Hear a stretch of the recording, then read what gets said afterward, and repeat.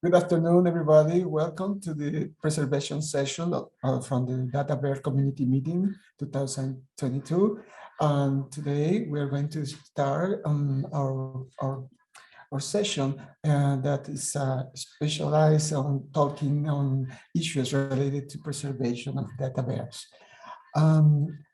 What I want to show you is that is what that's the other session. We need to keep our attention to the Zoom etiquettes during the breakout. Okay, and don't forget to write your comments and questions and the notes. Okay, and this meeting is being recorded. So my name is Miguel Ángel Marderareliano. I'm the coordinator of the Digital Preservation Services Network Cariniana from the Brazilian Institute of Information in Science and Technology. I am the session chair, and I'm here with Amber Lehigh from the Data and GIC Librarian Scholars Portal on Ontario Council of University Libraries session, and she is the session moderator. And well, what I want to say that is, I'm very happy that this is the second time that our meetings are talking about the preservation issues. And last year we have that with there's some people that we can see in our meeting today, and in that opportunity, the main question was what are the relevant practices designed to ensure data in Dataverse installation is usable for as long as it needs to keep within the organizations. So we treated about the experience of from some part of the world that are using Dataverse, and the purpose was to try to understand the archiving practices in ensuring the interoperability, consistency, and security to digital data. This year, well, I mean, talking about again about the last year, something that we agree was that our community needs to share understanding around digital preservation. So the preservation means to be monitoring all the time, and we need to strategize the long-term storage and use and see what option for digital preservation storage we have. Also is to try to understand enabling functional workflow for data set preservation. And finally, we give some little thoughts about the evaluating cost and the preservation funding options. But this year we are here and we have people from Brazil, Canada, United States, and we are going to be listening to them from the Scholar Portal. We have Grant Hurley. He's going to talk about Fixity in the clouds, the preservation planning for a Scholar Portal Dataverse. After him, we're going to have Tiago Braga and Tatiana Canelas Pignataro. They are from Brazil, from the IBICT, the Brazilian Institute of Information and Science Technology, and from the Federal University of Rio de Janeiro. They're going to show us the Apache, a model to implement trust archival digital repositories. And finally, we will have Jim Mayers, who is going to talk to us about the Harvard Data Commons DIS Harvard Dataverse. He's from the Harvard University. So for this first part, we're going to hear the recording of the talk about Fixity in the clouds from Graham Hurley. So I'm going to ask Amber if she can share with us the video, please. Yep. Yeah, everyone, Grant couldn't be here today, but we have a recording of his session. So I'm just going to share my screen and the sound just so that way we can all see that recorded presentation. Okay. Okay, hold on one second.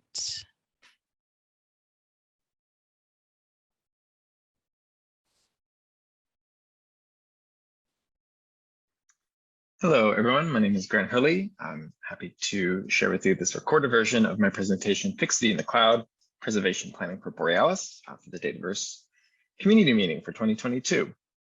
So without further ado, let's get moving.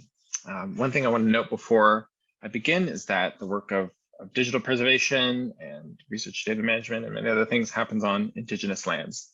And I'm specifically speaking from Toronto, which is the traditional territory of many nations, including the Mississaugas of the Credit, the Anishinaabe, the Chippewa, the Haudenosaunee, and the Wendat peoples. And the image on the right there is from a street that's just down the road from me here in Toronto called Kana Anishinaabe, or otherwise known as Indian Road. So it's a helpful reminder that this place and the work that we do to preserve data happens because of the stewardship of Indigenous peoples with the original occupants of this land and continue to steward the land. So this presentation was initially titled, and it's titled in the agenda in reference to Scholars Portal Dataverse, but I've changed the title because Scholars Portal Dataverse, as you may have heard from other presentations at the community meeting, is undergoing a name change. Starting on June 23rd, it'll be officially relaunched as Borealis, the Canadian Dataverse repository, which is very exciting. And there's been a lot that sort of led to this point. As many of you may know, Dataverse was installed by Scholars Portal starting in 2012, and it was initially rolled out for members of OCL, academic libraries within the province of Ontario in 2015. But over the last few years, the Dataverse service has been expanding on the national basis. So first to Quebec, and then to other institutions across Canada in 2019, 2020. And so this relaunch of the repository with a new name helps reflect that new national scope and gives it a new sort of focus and identity going forward. The repository today, of course, also holds over 8,000 data sets that are in the collections of over 60 member institutions who use the repository. And I think sort of in line with this new identity and launch, there's a need also to look at supporting preservation within the repository itself. The scale of the repository has grown considerably over the last few years. There's a real need on our part to ensure that we're providing, Scholars Portal is providing a good and reliable storage service for data that's uploaded to the repository.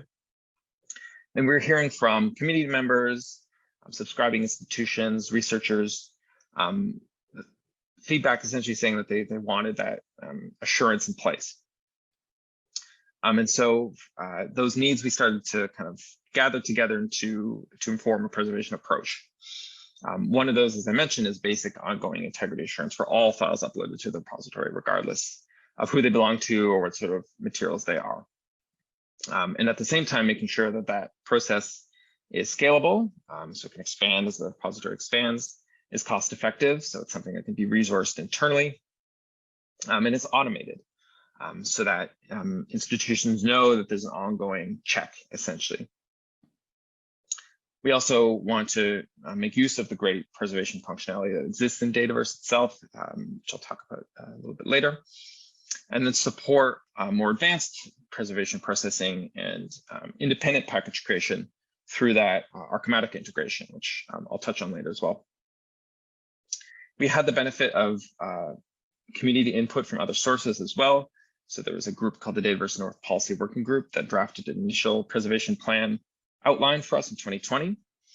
And that was expanded upon by a preservation expert group that's part of the Digital Research Alliance of Canada, which has all sorts of connections to Scholars Portal Dataverse, including funding its operations. And that preservation expert group produced a report called Preservation for Dataverse in Canada, Recommendations Report. And it set out goals for the preservation of data in the repository. And that was an extremely useful tool, essentially, to help inform then preservation practices for Borealis going forward. Another really important input was the availability of cloud storage. We host at Scholars Portal a cloud storage service called the Ontario Library Research Cloud, or LRC. And Scholars Portal migrated the file system storage for Borealis from local storage to the OLRC in August of 2021. And cloud storage has a real advantage of providing a baseline for data availability, reliability, and scalability. It replicates data across multiple geographic locations, which reduces the risk of a single point of failure. And the cloud service and the software itself manages functions like security, data ingest and replication across those geographic locations, things like disk monitoring and maintenance, all separately. So you can separate essentially the work of the Dataverse repository, which is plenty of work by itself, from maintaining the storage aspects. I'll talk just a bit about what the OLRC is. And so back when it was established, the goal was to provide cost-effective, subscription-based, scalable, and reliable storage for libraries and archives to house and support access to digital collections. And it was developed by project partners within the Ontario Council of University Libraries between 2012 and 15. It was launched in production in 2016 and became available nationally to institutions in 2021. And so that coincided as well with the move of the data sets in Borealis to this cloud storage network. The OLRC is based on the OpenStack Swift object storage infrastructure, which is an open source cloud storage software essentially. And we have 5 nodes, 5 data centers that are located at academic libraries in Ontario. So there's one at the University of Toronto, York University, University of Guelph, Queen's University, and the University of Ottawa. We make use of the Orion and GTANet, a high-speed private network to connect those nodes. Some of the great features of the OLRC, which support preservation, are availability. So this OpenStack Swift software automatically replicates 3 copies across those 5 nodes to ensure that files are always accessible. Files are also internally checked for integrity, and if a copy at one of those nodes is found to be corrupted, it's automatically replaced with a good copy from another location. And it provides a lot of flexibility. So there are all sorts of ways of integrating with and accessing the OLRC. We have interfaces, there's a command line interface, and it uses the S3 API, which enabled us to connect the OLRC to Dataverse. One thing to note, though, is that cloud storage by itself is not preservation. Replication does not mean independent copies. So for preservation purposes, I would think of the OLRC still as one complete copy. This is because, if you intentionally delete something from the cloud storage network, it's going to delete those replicated copies across those nodes. And so, in my view, more than one complete copy is required for preservation assurance of any kind. And that's backed up by guidelines like the NSA levels of preservation. The other thing is that internal fixity checking is a feature, as I mentioned a few minutes ago, but the storage network will itself accept corrupted data. So if something is corrupted prior to upload to the network, sometimes even during upload or transfer, either upload to Dataverse or upload to the OLRC itself, it's not going to know that that is corrupted data. It'll calculate a checksum based on what it receives and proceed as such. And so as a result, you really do need a second independent source of integrity verification against those files. And so this led to the objectives for our preservation plan. So one of them is to ensure a minimum level of fixity assurance for all files uploaded to the repository by registered users. A second is to store files using a secure, reliable, and scalable preservation storage strategy, which is supported by the OLRC. And the third is to maintain all preservation features that are core to the Dataverse application, which results in things like selected preservation metadata, file format identifications, and format conversion for tabular data uploads, among other things. And together, for us, that means a level 1 preservation strategy. In addition to this, we're there to support participating institutions who want to export independent packages of selected data sets and metadata from their institutional collections. So level 1 strategy is essentially a preservation in place approach. We're using the capacity of the repository as it exists, in particular, the existence of that cloud storage network and the connection of that cloud storage network. However, many institutions will want a separate copy that's outside of the repository itself, that they maybe maintain themselves as part of their institutional collections.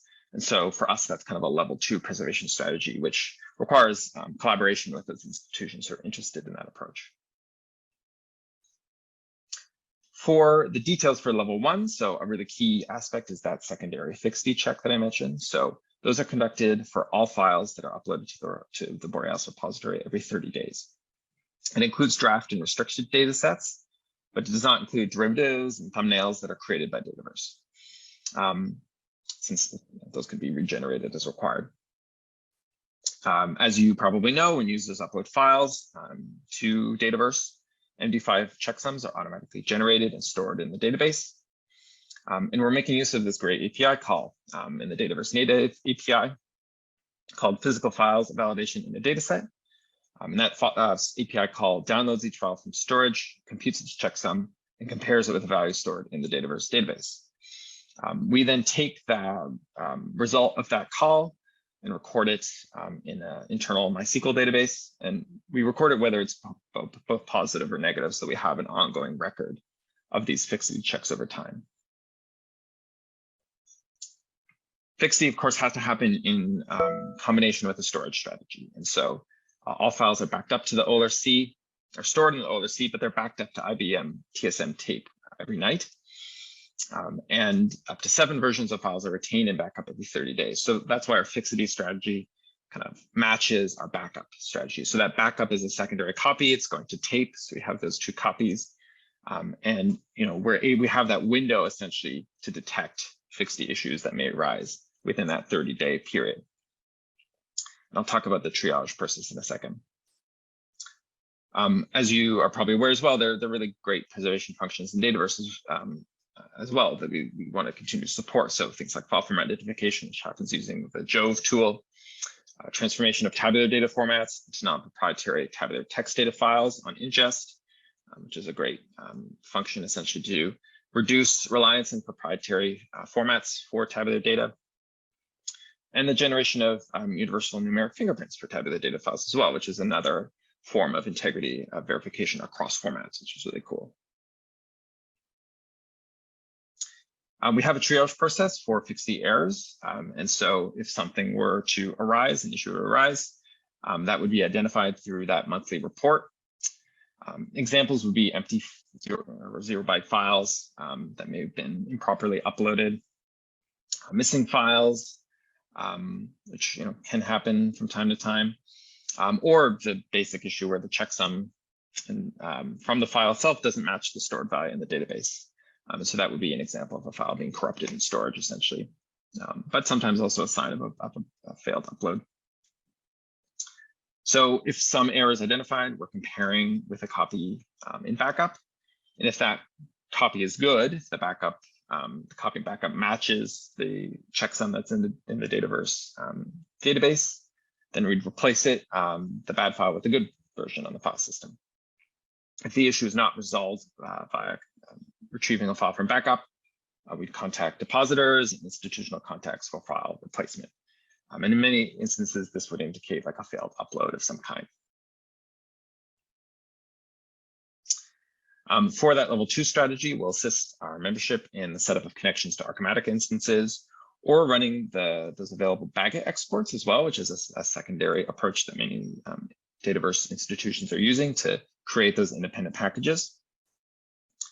In this case, participating institutions are responsible for determining which data sets are eligible for additional processing and export based on appraisal criteria, right? They have to sort of decide, do we provide this function for all the data sets in the repository that we manage within their specific institutional collections, or just a selection, right?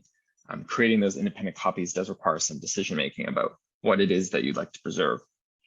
And for some institutions that have a lot of curation processes in place to ensure quality of data sets that are uploaded, you may want to preserve all those data sets. For others, where there's more of a self-deposit model, maybe only selection is appropriate. Colleagues, Jonathan Dory and Beth Kazuk and myself wrote a guide called Appraisal Guidance for the Preservation of Research Data, which walks through the steps for making these kinds of decisions. So I'd encourage you to take a look at that guide. When it comes to Archimatica specifically, it does require access to an Archimatica instance, which is going to be either hosted by a service provider or locally installed. And that enables the creation of those independent preservation packages to be stored in a totally separate preservation storage location. Archimatica performs more robust signature-based file format identification, validation, characterization, and normalization, which allows for the conversion of files to many different other formats beyond just tabular text. It validates incoming checksums from Dataverse as well, records tabular normalization events, which provides a nice sort of chain of provenance and integrity from Dataverse to Archimatica, and transfers some descriptive metadata, as well as other sort of metadata files from Dataverse. So it does have a really robust process for pulling files and metadata out of Dataverse and creating those separate copies. But as I mentioned, most importantly, this requires some level of appraisal for preservation. And you can read more on this integration through the project wiki. Myself and my colleague Megan Goodchild wrote a paper for iPres a few years ago, and I presented on this topic more specifically at last year's Dataverse community meeting. And there's slides and recording right there.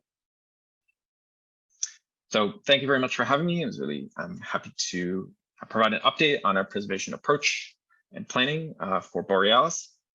That plan is going to be published at borealisdata.ca on June 23rd, so you can take a look at the version of that plan quite shortly. And in the meantime, feel free to forward any questions to dataverse@scholarsportal.info. So thanks again, and see you soon. Okay, I'm going to stop sharing now.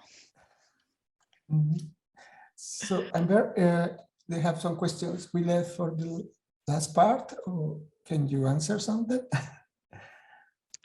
Sure, I can try. So do you know if OLRC is using locks? So it's not using locks, it's using its own type of replication, probably very similar to locks, but no, I don't know that answer fully. I would encourage you to email us to find out more. I can put the email in the chat. And then the second copy is the copy on tape. That's part of our backup strategy. So there is a backup copy that is backed up to tape. Yes. And then there are the copies in the cloud as well. So yes, that would be the second copy. I hope that was helpful. And if you have any more questions for Grant or for the team, please feel free to reach out to us. We'd be happy to share. Over to you, Miguel. Okay. So, well, thank you very much, Amber. And now the second talk is going to be from Tiago and Tatiana. They are from IBICT, or Institute in Brazil. They are going to present themselves, and they are going to talk to us a little bit about the Apache, a model to implement trust archival digital repositories. Okay, Tiago and Tatiana, please. Thank you, Miguel. Thank you, Amber.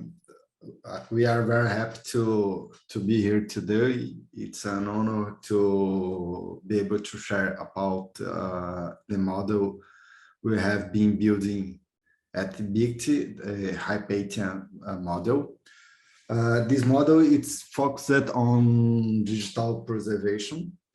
And but before we can start, I will talk a bit about IBICT. IBICT is the Brazilian Institute for Information Science Technology. We are linked to our Ministry of Science, Technology and Innovations, and we are the only institution focused on information.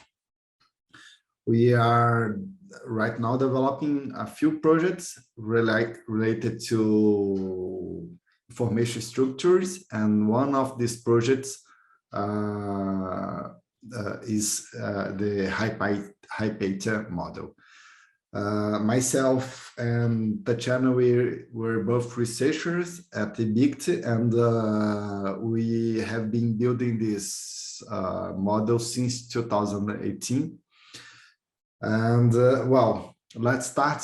Tatiana, please move forward, and it's your turn.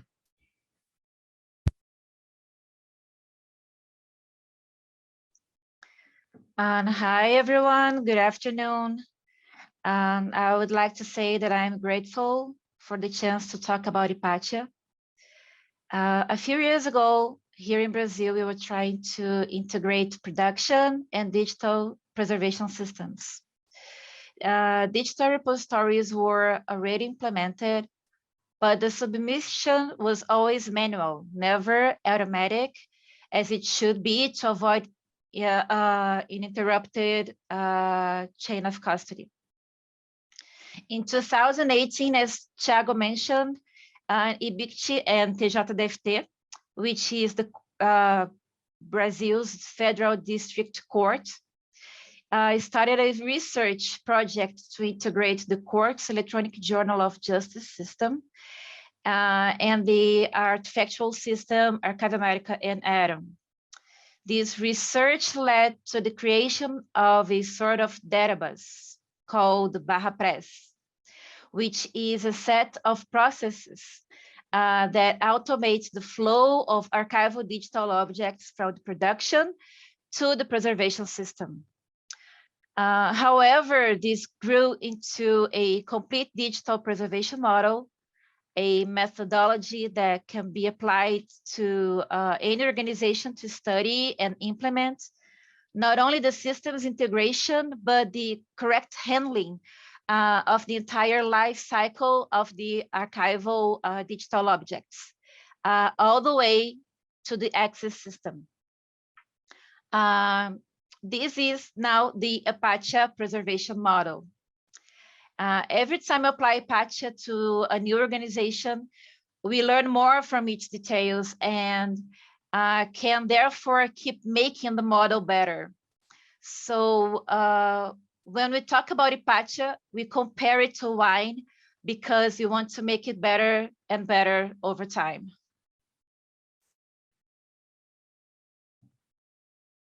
Well, here you can see the Hypata structure. We understand that we have 5 phases. The first one is related to the data producer. Every information system, almost every information system can produce data. And the first step is to extract this data. And we can do this in 3 ways. The first one using an API REST. An API is like if you are integrating 2 different systems through a combined key. This is the best way to extract the data because you use a door that it's already open to do that. But if the information system that we are trying to preserve does not offer an API, what we can do is access the database. We don't want to do that because it's more we have to enter into the system, but that's an option, and we can use that option if there is no API. And the less recommendable option is to access the file system. In this way, you will access the operational system of the server and extract the data from there. We don't want to do that too, but we have these 3 options, and they are we are showing them in order in prioritization order. Well, the third phase and at the end of the second phase, what we have it's a packet of unstructured data. These data were stored in the information system. We extracted them, but we do not have them organized yet. We will do that on the third phase. We call this phase packing. And what we do is to apply a data dictionary and organize this data to prepare them to preservation. And what we have at when we finish this phase is a preservation package. We call it ITP, initial transfer package, and we send this package to the next phase, the preservation phase. Here, we receive this package as a zip. We apply a bunch of microservices through it, and we create two new packages, the AIP package and the zip package. The AIP package is the package that will be stored and will be preserved in the repository, and the zip package is the one that we will share if we need to disseminate the information and the data that we are preserving. And the last phase is the dissemination phase. That's not a mandatory phase, but if you want to disseminate what you are preserving, we will have this phase as the last one. So what I just showed to you is how we organized the Hypatia structure. And to accomplish this structure, we have been working with three softwares: BarraPress, Archival, and Atom. BarraPress is an open source software as the other two, and it was developed here at EBICT, and we have been receiving contributions from other institutions, but this is work under development right now.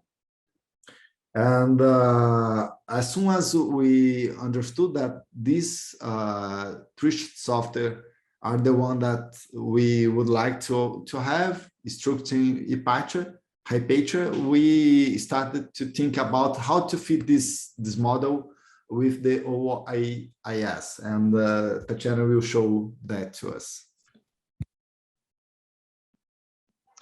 Okay, here we have the Open Archival Information Systems Reference Model.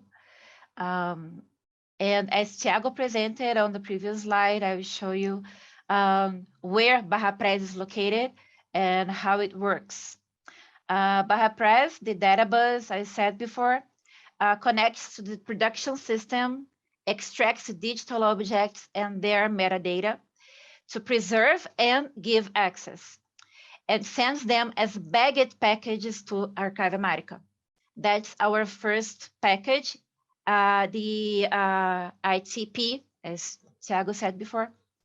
Then through Archival microprocesses, APE and ZIP packages are created. The APE packages, we have the original objects and the preservation normalized objects, and the zip packages has dissemination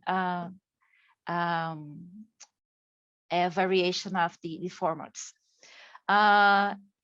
Then the APE packages are stored and the zip packages are sent to Atom or any access system you might want to use. Because everything is integrated, there are no manual steps. The only exception is if an error occurs and all entry attempts fail, then and only then manual intervention is required. As a result, we have established an uninterrupted chain of custody, ensuring the authenticity of the digital objects. In this model, archival and IT studies are carried out together by a multidisciplinary team. By the archival studies, we study the management and digital preservation regulations that govern each organization that we work with. We survey the metadata that must be extracted from the production system and its digital objects to be sent to the repository. We research the best way to compose information packages, the initial transfers, remission, archive, and dissemination packages. And we also study the formats that will be sent and standardized for the preservation and access. Thiago will now talk about the computational aspects. Yeah, well, the IT team has a lot of work to do before we can apply this model. So what they do is to understand how the virtual lanes are organized, how the lanes are structured, and how to install and configure the software that we are that we'll use, Press, Archival, and Atom.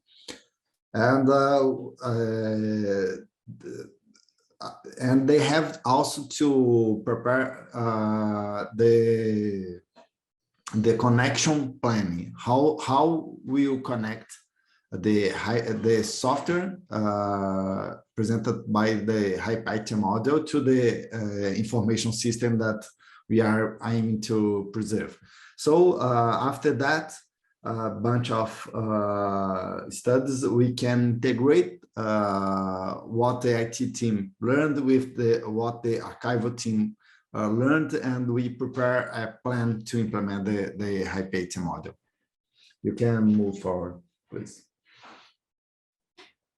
And we have now 3 institutions using the Apache module in Brazil: the State Court of Distrito Federal, the State Court of Minas Gerais, and the Brazilian National Archive.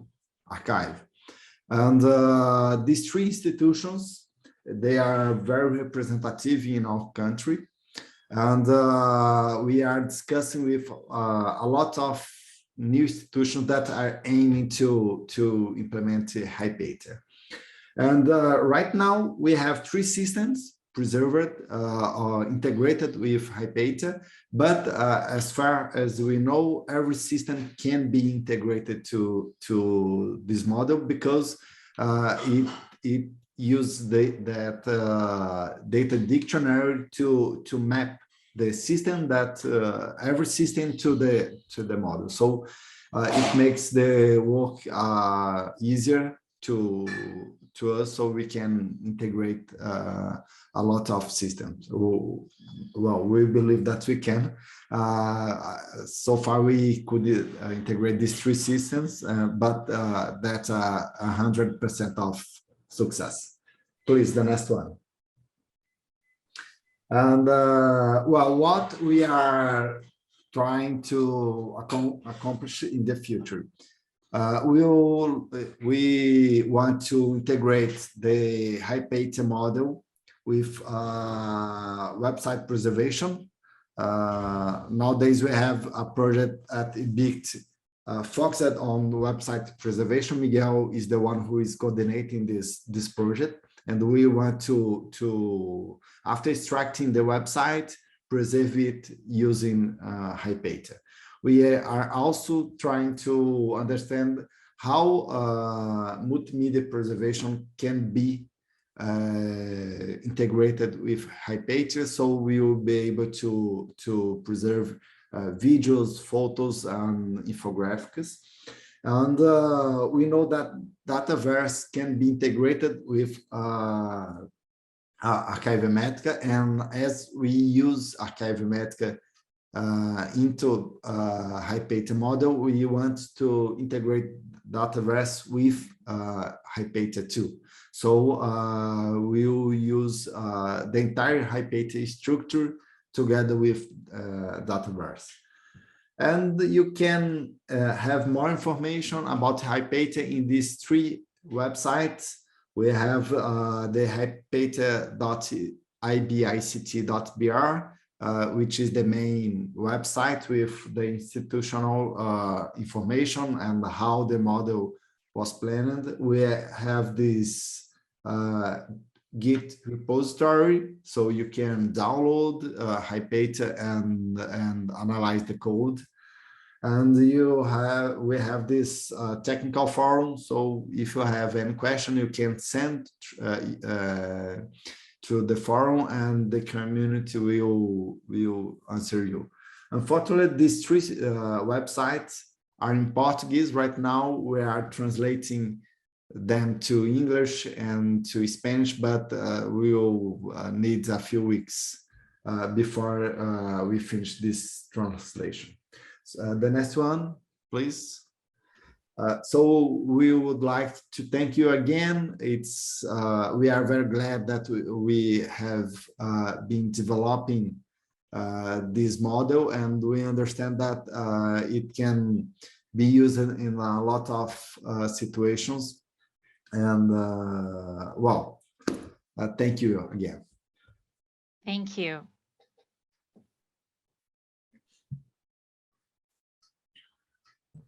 There's a question there, Amber? There's one from Vanessa, but Vanessa just left. But I think that Tiago clarified some things, but maybe just go over that really quickly for people that what BarraPres is and how you see Dataverse fitting in. Okay, yes. BarraPres isn't the equivalent of Dataverse. In fact, what we are trying to do is integrate Dataverse with the whole HiPAT model. So Dataverse, he has a very clear function, and what BarraPres do is just translate one system to another. It works with translation. Sometimes it is needed, sometimes it isn't needed. So if we will need to understand how we will integrate that, but they are not equivalent. Okay, thank you. I don't see any other questions, so go ahead, Miguel. Okay, thank you very much, Amber. Okay, well, our last talk is going to be from James Myers, and he's from the Harvard University, and he's going to talk about the Harvard Data Commons, DRS, Harvard Dataverse. Please, James. Okay, thanks. Yeah, I'm actually not from Harvard. Oh, wow, I'm sorry. And Andrew is from Harvard, Oh. and the Harvard Data Commons project is out of there. But I'm actually an independent contractor, but I work with GDCC and with the Qualitative Data Repository. So I apologize. Yeah, no worries. So what I wanted to tell you about again was sort of along the lines of the Bagot-based archiving that we've got that's been around for a few years now, and kind of wanted to go back and explain kind of the model and the thinking behind this direction, kind of as a lighter weight way of archiving, and then give you sort of the latest updates as to what's happening there and who's helping to push that forward. So the quick review that this initially came from QDR, which is a Dataverse instance, but it's a curated instance where there are professional curators who are looking at stuff going in. And so we were looking there at a lightweight way to get data out. And the main goals there was, QDR does backups like you heard from the first talk, but we're having to, right, that involves keeping the files and the Postgres database for Dataverse, and it assumes that the Dataverse software is around. So what we wanted to do for preservation was to have a single package that had the data and metadata in it, that we could use as something that was sort of a complete one file per data set storage, that even if the database got blown away and things, we could recover from that. We initially made the push out, and we were waiting for the ability to pull stuff back in. That I'll tell you, that's now kind of in place. And the other thing that we wanted to do was, looking at the 30, 50, 100-year time frame when whether it may or may not, Dataverse may survive that long, but if it doesn't, either looking at how could you use this bag to pull things into another system, or if you really sort of were, you had data and it didn't have an owner, could you actually do this with essentially no software? And the two things I'll pull up here is just, I gave a overview in the last community meeting or two about how the bags work. And I'm showing you stuff that's too small to read here, but the point is basically just to give me something to wave my hands over, that the two pieces of this are really, there's an OAI ORE file that's one of the metadata exports you can get from the go to the data metadata tab for your data set, and you'll be able to see what's in that file. But it's essentially a complete list of all the metadata that Dataverse knows about that data set, including all the file level metadata and so on. All of the human input information for that data set is in there. And then the bag structure is essentially a place to put that metadata file along with all the data files. So when you zip that up together, you've got a complete set of files and metadata. So that, again, I won't go into more detail there. There are those old presentations, and then I've linked in the slides a more recent video that we did for the Harvard Data Commons. It's about 8 minutes kind of going through that, me giving the presentation again. The other thing I wanted to show on this slide is just that in terms of this direct access in the future, some of the bagging ideas came from the earlier project I was a co-PI on called SEED. And I just wanted to show you, here's a Dui landing page that is generated directly from one of these zip files, right? It's a few year older model of the zip file, but essentially the same. It's a 300 gigabytes, 12,000 files in it. And it's about 1,200 lines of HTML and Java code that generate this whole page, let you go zoom in on things and go, even download a single file out of the middle of the zip file. So, we were trying to demonstrate with that Seed had his own repository software, and if that went away, and that was again another big application. So if that went away, we really only had to keep 1,200 lines of code alive for the long term to be able to show these things in perpetuity. So that was the goal there.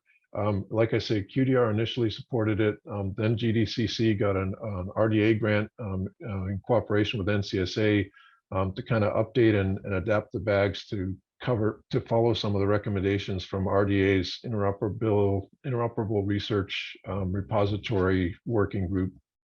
That essentially was some renaming, reshuffling where things went in the bag and so on. And we did some initial testing in those of basically trying to see if we could write a bag from one system and read it in the other one. And that sort of, I would say, works in principle. And we didn't get full, right? It was a little bit lossy between the two, or wasn't perfect between the two, but we sort of proved in principle that you could even go between these two using the RDA conformance there.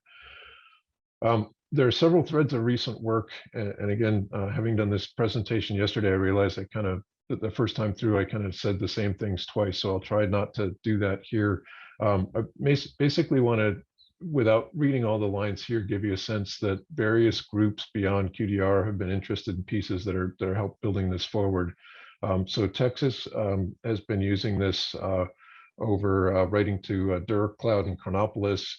And the model that QDR went with is to basically publish, as soon as a data set is published, there's an automated workflow that pushes the archival copy out. At Texas, they wanted to, rather than doing that, they basically wanted to do a batch operation every 3 months or so to move a new set of things to the archive. So there's a new batch API call and things. Don's has been involved in a lot of migrating data sets, and because they wanted to migrate data sets with their original DOIs and original dates, that basically put in place the ability for us to read that information out of a bag and write that back into Dataverse. Harvard Data Commons is a big initiative that was presented the other day in a talk by Andrew, and that is basically trying to get Dataverse connected to the Harvard DRS system. And again, I won't provide a lot of information about DRS, but it is more sophisticated, multi-stage.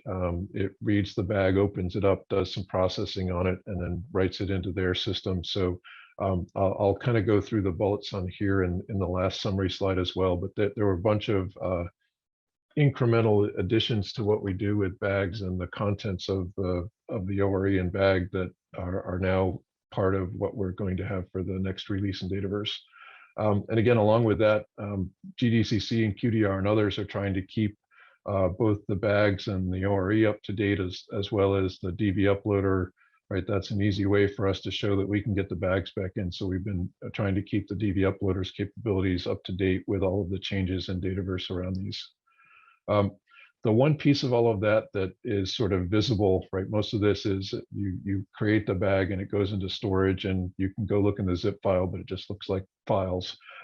So the one sort of UI level thing is that in order to support the Harvard DRS system, because it's a multi-stage system, before we basically just had the version table in Dataverse would show you that there was a version, but wouldn't tell you anything about archiving. At QDR, we started putting a success failure column in. And then for DRS, we basically wanted to add the ability to show status states in here. And so if you're a normal user looking at a published data set, you won't see this column. If you're one of the contributors, you can see a basic failure pending success. And if you're a super user, you can actually hover over it. And my little thing, if you can read it here, is just we'll archive right after the DCM 2022 meeting, but that could be, pending it's in state 1, state 2, whatever the things are for your system. That additional detail that a super user might understand is something that you can see right from the table. So the availability of these things, again, it's been building in over time. The last sort of set of things of what I'm talking about here are all sort of in the pull request stage and are getting in through the review and QA process over the next few weeks. So the intent is that this stuff will all be out kind of in the next release or so for Dataverse. DB uploader, again, the basic stuff is to do an archival bag is in there, but I've got to do some of the latest updates to match what Dataverse is doing. And I haven't made an official release. It's just sitting there in the master branch. You'd have to build it yourself, or I can give it to you, but I haven't made the official release. So that's, again, going to come out this summer. So to kind of summarize, I've sort of skipped around between the different projects, but to summarize kind of where things are as of the 5.12 ish release. Archival bags can be created automatically either by post-publication workflow. You can manually do it through the UI or the API as a super user, or you'll be able to do that in batch. Archival bags can be sent to Google's cloud, which is what QDR does, into the cold storage there, to DuraCloud Chronopolis, which is what Texas does, to local file storage, which is what Odom has been looking at. Again, what their intent is potentially to have that go into something like iRods from the local storage. And now any S3 compatible store, which was provided because Harvard, as step 1, wants to do an S3 compatible, wants to store to an S3 bucket. And then there's some additional things that Harvard needs to talk to their ingest controller and basically tell it that the bag has arrived through an API call. So now if you have S3 storage, right, you can use that for your main storage in Dataverse. You can set up another bag potentially somewhere else, a different S3 store, and use that for archiving. The DB uploader can read those bags, and using the new migrate API can write them back to Dataverse. So you can write you basically create a data set, archive it, delete the data set in Dataverse, and then run DB uploader, and you'll recreate the data set with the original date, the original DOI on it. A lot of improvements to performance. Number of threads is now tunable. We fixed a lot of error cases. Failure and retry handling has been improved. There were issues with timeouts when there are some larger bags that are now fixed. We've got the status displayed. One other thing that Harvard needs is right now the Harvard DRS only wants to have a single version of the data set in, and the model we started with is that every time you publish a new version of a data set, you'd get a new bag. So we basically have just put a switch that you can turn on and say, please only let that happen once, and don't trigger automatic archiving of the second version if the first version is already archived, and that sort of thing.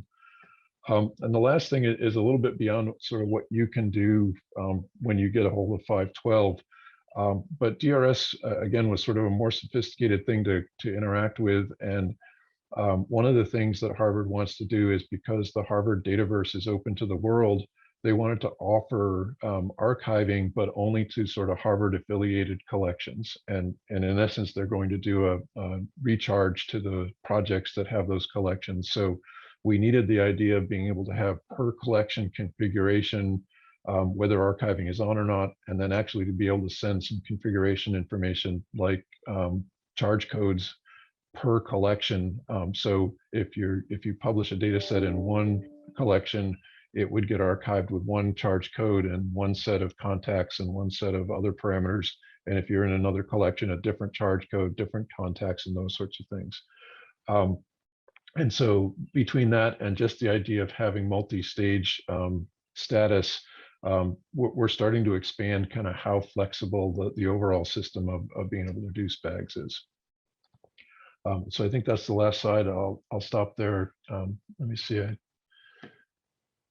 trying to look back through questions. I just had one question so far, but please put your questions in the chat or the Q&A. But I was just curious, Jim, if the Dataverse bags that are going into this Harvard DRS system are comparable at all to the other types of packages for preservation in there, or is it really a high standard? And just curious. I think I'm probably not the best person to answer that, and I don't know if there's anyone here who can answer better, but my understanding is that the Harvard DRS has it's got models that are sort of at the file level, and so it can have models for different types of data. And one of the things we're backing off of is, since any type of file can come in through Dataverse, they're doing a little bit of more of opaque models for some of the things coming from Dataverse, but they are shredding it all the way out to basically being a data set with parts that are independently available in DRS. And so it's comparable in some ways. I don't think we're sort of a higher standard per se, but and we lose a little bit of the sort of lower level modeling that they've done for other data sources in there. Interesting. Thank you. And again, I think the other folks at Harvard could give you a lot better answer than that. In terms of slides, yeah, I mean, these are all supposed to be available like everything else. The link that I had, that I'll see if I can pull that out and put it in the chat quickly, but that link is out on the internet already, so you can watch that backgrounder on that. Great, thanks, Jim. Okay, I think, Miguel, we are out of time. I think so too. Well, no, I think it's okay. We have a question answered, general question yesterday, and I guess we can send the other question to our speakers, I guess. What do you think? Yes, that sounds good. Yeah, well, so for my part, thank you very much to everybody for being here today. And thank you, Amber, too. You can close the session. Thanks, everyone. Thanks for Thank all you guys the... for leading and moderating and so on. Thank you, guys. Okay, we'll see you all soon at the, is it the closing? Oh, there's another session happening in 15 minutes. See you there. Thank you. Bye-bye. Bye-bye.